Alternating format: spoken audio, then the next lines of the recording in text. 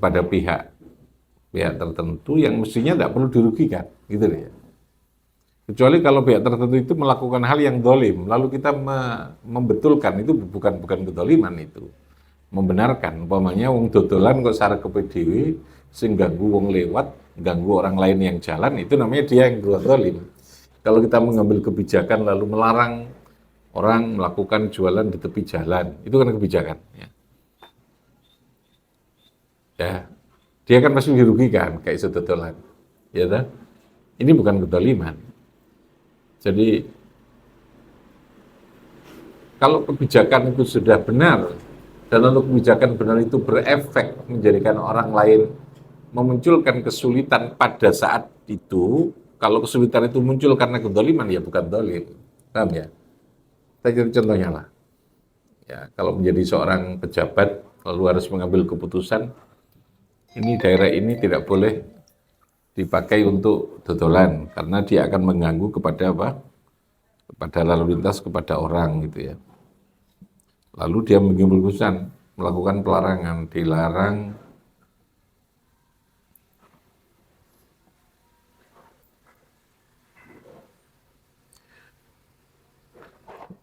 apa namanya? Berjualan di tempat itu. Kan sana akhirnya kayak sedodolan toh. Rugi kan? Tapi kerugian itu kan tidak karena kebijakan yang dolim, tapi justru karena menertibkan. Nah, kalau mau bijaksana ya oke, carikan tempat lain gitu loh ya. Ben supaya bijaksana. Tapi di situ harus dipindah karena menimbulkan madharat kepada banyak pihak gitu loh ya. Harus dipindah. Ya, contoh lah, kalau kita ini kan banyak bikin tulisan kalau apa desa atau apa saja itu masyarakat atau pemerintah dilarang buang sampah di tempat ini karena buang di situ akan mengganggu. Kebijakannya itu benar, tapi tidak bijaksana. Mestinya ketika melarang itu dia harus mencarikan tempat, membuatkan tempat yang layak orang untuk mudah membuang itu. Sama saja kan? Kita melarang orang buang di situ, tapi kita gak boleh nenggon yo akan golek tempat liya maneh membuang sakar PDW gitu loh ya. Itu namanya kebijakan yang tidak bijaksana kalau menurut saya itu. Yang tetap ada unsur kedolimannya gitu ya. Bijak tapi tetap ada unsur yang mempersulit orang itu. Ya mestinya kan kalau tidak boleh buang di sini kan juga nggon. Akses, apakah di depan rumahnya nanti ada yang ngambil, dibuatkan tempat tertentu atau apa kan gitu ya. Kalau hal yang sifatnya kepentingan umum itu mestinya negara yang harus turun tangan. Paham ya? Bank sampah itu kan tidak bisa masing-masing individu. Karena nggak semuanya orang punya lokasi gitu ya. Sama dengan mengurusi gorong-gorong air itu ya mesti kepentingan bersama. Di situ harus negara yang mengatur, yang buat kebijakannya itu, gitu loh ya. Nah di situ harus berkeadilan, gitu ya kalimatnya. Maka jangan dolim. Yang harus ditegakkan adalah kebijakan yang bersifat apa? Berkeadilan tadi itu, keadilan. Dilarang pakai sepeda motor masuk di sini, ya mestinya dibuatkan transportasi yang orang mudah untuk itu, gitu ya. Gitu. Umpamanya, ini kalau saya yang jadi presiden ya, presiden jangan menteri, kalau menteri kecilin ya. Jadi presiden maunya, oke, ini tidak boleh memakai kendaraan pribadi ini. Ya harus kendaraan umum disiapkan yang baik, lalu di titik di mana orang itu turun, siapkan kendaraan-kendaraan yang mudah disubsidi di situ. Apakah itu ojek, apakah itu gojek, apa-apa, sehingga masuk di tempat itu cukup dengan dikasih lane itu. Gitu. Kalau di luar negeri itu kan mesti begitu. Semuanya dipersiapkan dengan baik, nyaman, kendaraannya itu enak, gampang, murah gitu ya. Sehingga orang ngitung kan, aku nunggu sepeda motor luwih larang, luwih beresiko gini kan, enak numpak iki ae gitu ya. Sebenarnya itu naluri ya, tidak usah diperintahkan, kalau disiapkan itu pasti orang sudah akan beralih di situ. Nah pertimbangannya kan kalau dihitung kan tetap sama-sama negara mengeluarkan biaya toh. Ketika dia memperbolehkan sepeda motor dan orang pakai sepeda motor beli bensin, bensin itu juga pemerintah nyubsidi. Dia tetap juga mengeluarkan anggaran untuk itu. Daripada untuk nyubsidi itu orang juga dalam kondisi sulit, dalam kondisi yang berisiko, kan lebih baik subsidinya diambil lalu dibuatkan kendaraan umum sing enak, lalu dibuatkan tempat kanal-kanal yang enak juga, dia lalu kemana gitu kan gitu ya. Pikiran saya begitu gitu. Sama dengan pendidikan gitu kan. Pendidikan problem kita bingung tentang zonanisasi macam-macam apa itu. Nah, saya berpikirnya satu, sekolah semuanya harus dibikin bagus. Jangan ada istilah sekolah favorit, sekolah kelas itu. Tugasnya pemerintah. Nah, pemerintah harus meyakinkan bagus itu sekolah itu bukan pada fisik. Karena kalau pada fisik, sekolah itu capek. Nah, kalau butuh peralatan kayak lab apa, bikin saja tempat-tempat lab bersama yang bisa diakses oleh semua sekolah di lingkungan itu. Bikin gedung, lalu kemudian ada lab terpadu yang dimiliki, dimanfaatkan bersama. Nek kepingin gawe no lab-lab masing-masing sekolah itu kan berat.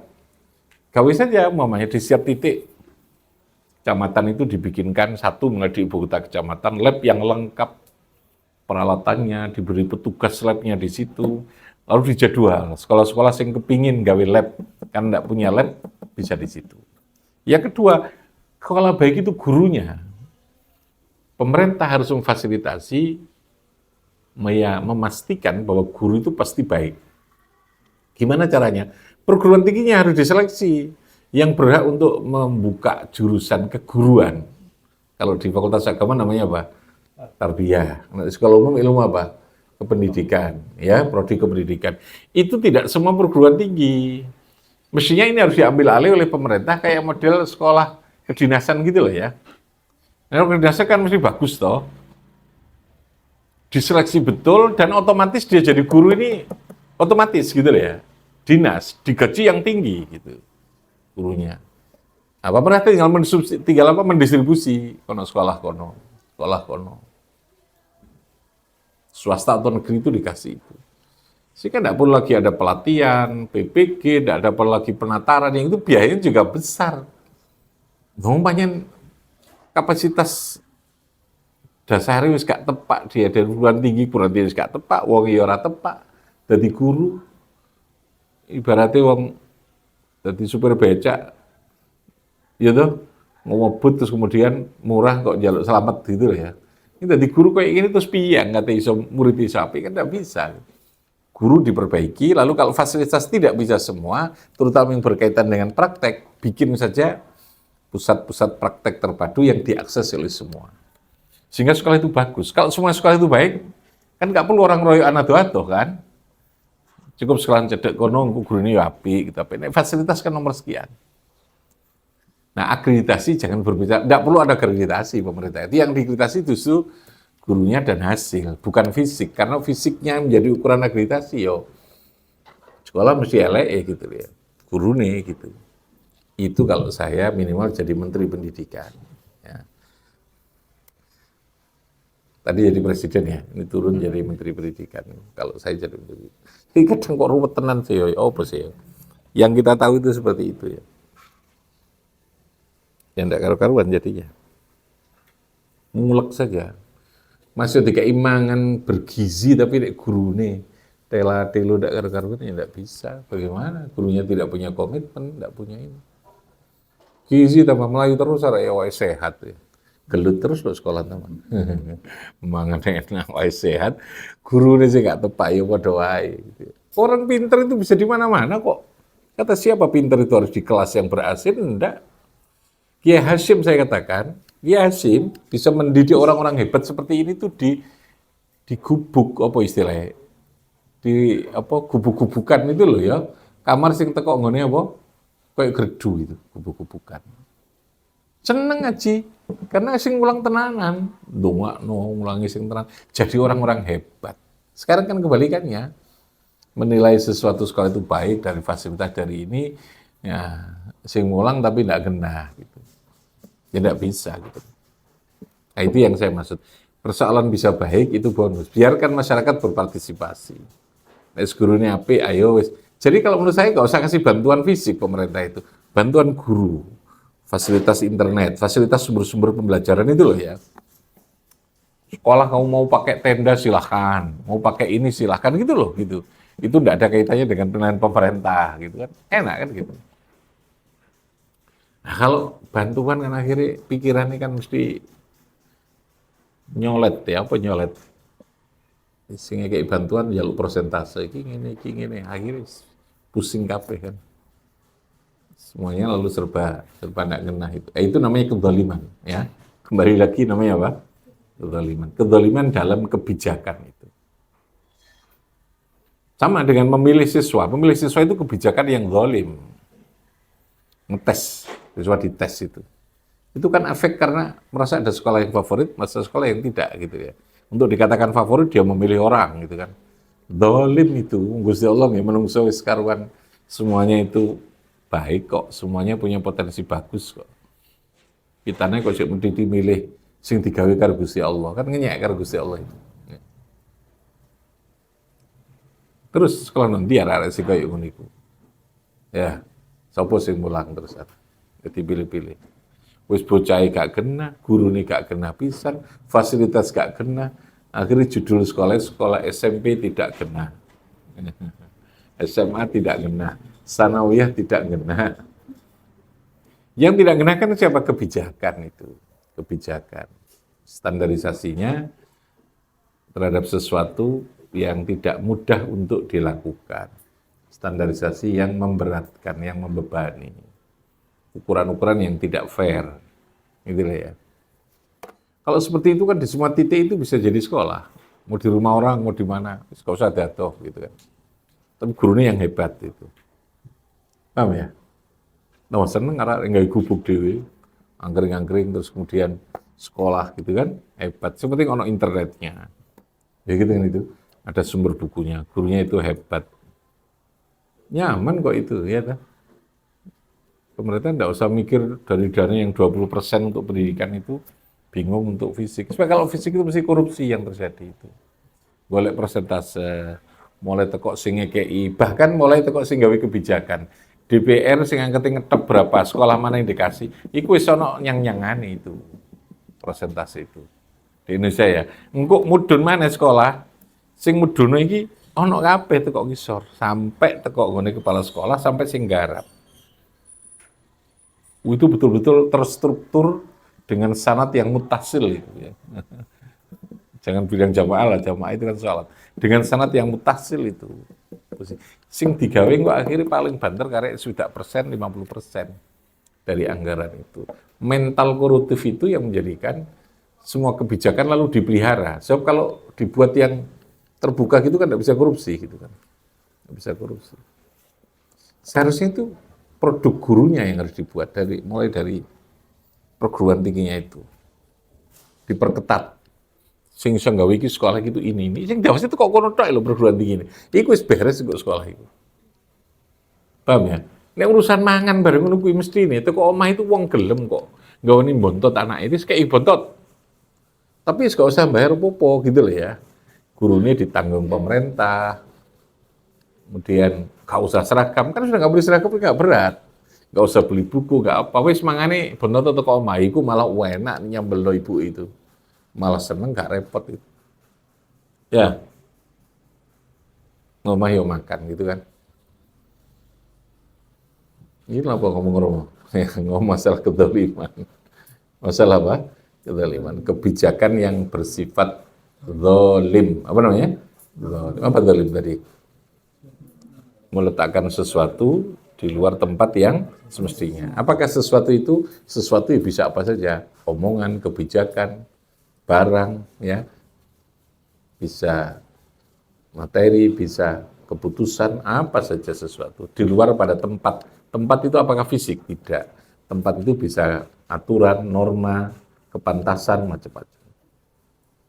Karena kalau kezaliman itu pasti akan ada pihak yang dirugikan. Itu pasti. Kezaliman. Kenapa? Karena kezaliman itu bisa lisuhtillah.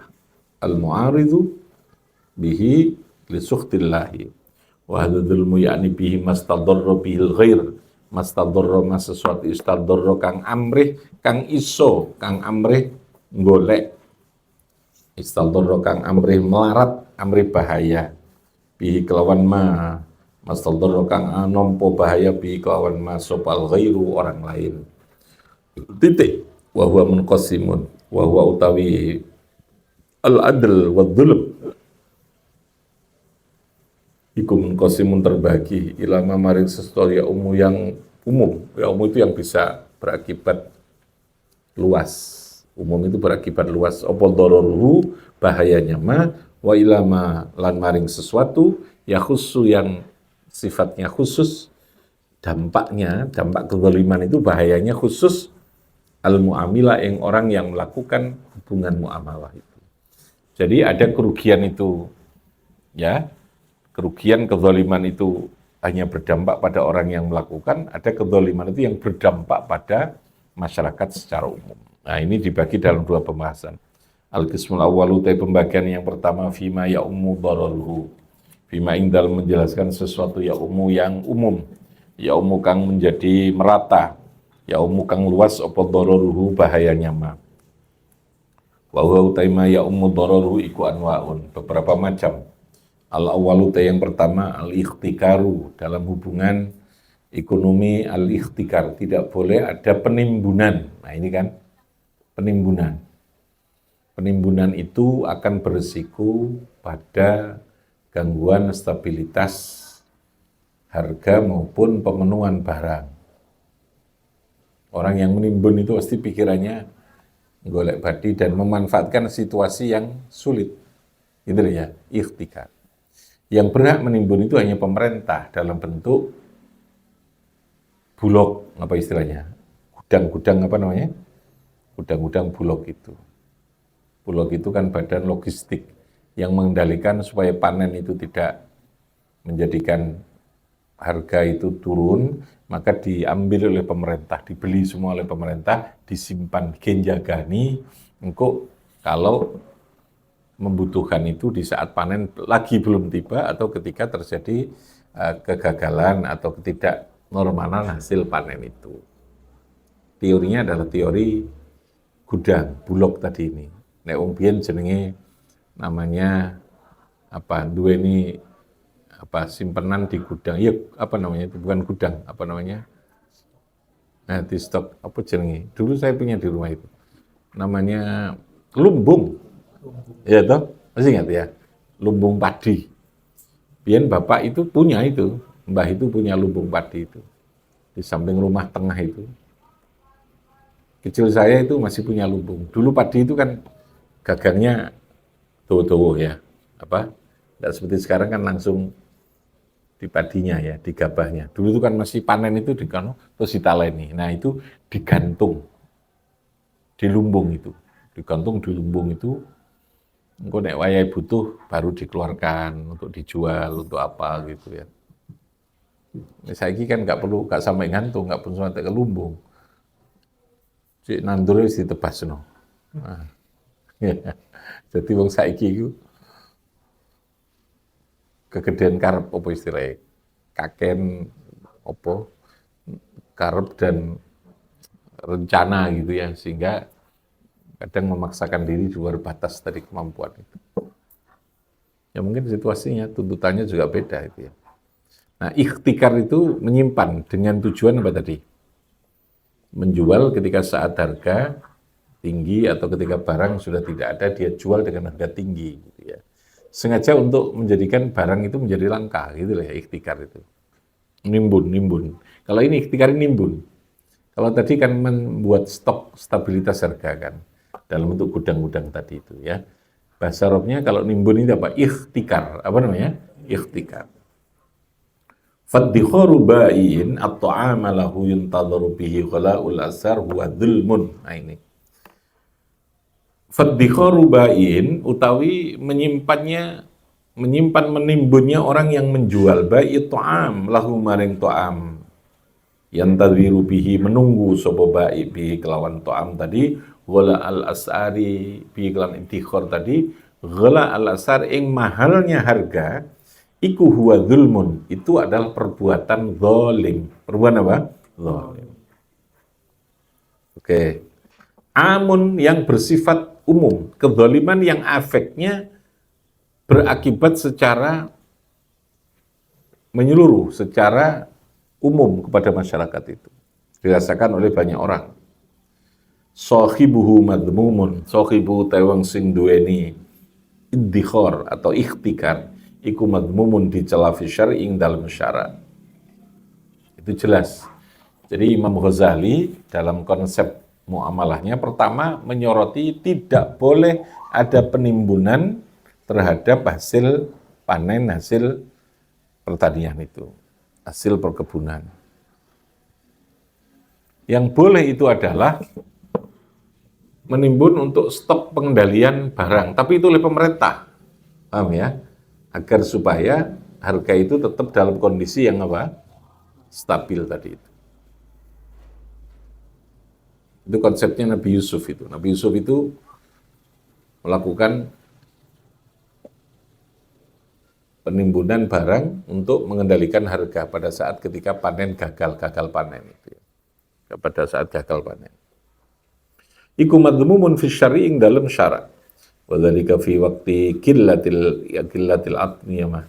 Wa dzalika utam kono intikhar iku fi waqti qillatil atimati ing dalam waktu sedikitnya piro-piro makanan. Wa hajatin nasilan ketika butuhnya menungso ilaihi maring ta'am hatta yakuna singgo ono fi ta'khiri bayi ing dalam mengolor ing dalam mengakhirkan menjual maring ta'am dororun utawi ada bahaya. Dororun utawi ada bahaya. Dororun ma bahaya sekali terhadap sesuatu. Amma idza tasa'at nalikane meluas, nalikane longgar. Awalatima tu piro-piro makanan wa kasurat lan akeh apa timah wastagnalan butuhkan sapa nasu. Anasa ngatimah walam yarwa bulan ora podo semangat menyimpan via ing dalam atimah illa bikimatin qalilatin kecuali dengan harga yang sedikit. Fantadhara sahibut ta'am maka menunggu sapa sahibut ta'am dzalika walam yantazir dan tidak menunggu kuhtan ing paceklik. Falaisa fi hadza idrar. Nah, ini yang saya maksud tadi itu. Kalau penimbunan itu dilakukan oleh sebuah negara untuk menstabilkan harga, enggak apa-apa, gitu deh. Itu yang kedua. Falaisa fi hadza idrarun. Kebijakan untuk melakukan penyimpanan di tempat gudang-gudang yang diatur oleh pemerintah itu memang harus, ya, karena untuk menstabilkan harga yang itu falaisa fi hadza idrarun. Wa ma idza kana zamanun qahtin kana fi ittikhari idrarun. Kalau di zaman peceklik kesulitan kok lalu menyimpan idrar. Fala raiba fi takhrimihi, maka itu tidak diragukan lagi dalam keharamannya itu. Bahwa itu betul-betul menjadi haram menyimpan di saat terjadinya kelangkaan barang itu. Akan persulit kepada orang. Jadi yang pertama dalam hubungan interaksi ekonomi, dalam hubungan sosial, yang disorot atau yang ditekankan oleh Ghazali adalah tidak diperbolehkan adanya ikhtikar. Apa? Ikhtikar. Apa ikhtikar tadi? Penimbunan atas hasil pertanian, hasil barang untuk dijual saat menunggu paceklik, saat menunggu kesulitan pangan. Yang diperbolehkan adalah menyimpan atau menimbun oleh negara dan itu nanti untuk menstabilkan terhadap harga. Itu falaisa fihi idrarun. Apa? Falaisa fihi idrarun. Rabbi fanfa'na bi barakatihim wahdinal husna mitna fi tariqatihim wa mu'afatihim